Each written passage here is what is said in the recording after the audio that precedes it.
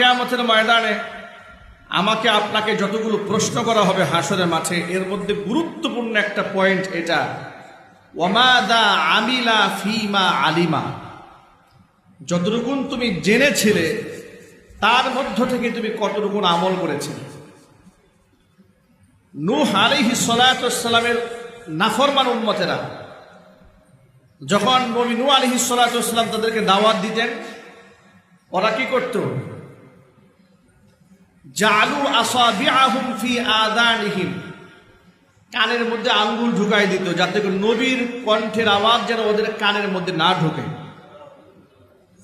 ওরা এটা বুঝতো তার কথা যে শুনবো, যদি মানতে না পারি তাহলে তো কিয়ামতের ময়দানে এমনও জবাব দিতে আসতে পারে, শুনলি মানলি না কেন। এই জন্য কানের মধ্যে আঙ্গুল ঢুকায় রাখতো, আল্লাহর সাথে ধোঁকাবাজি করার জন্য। আল্লাহ আমি শুনি নাই, এই জন্য মানি নাই।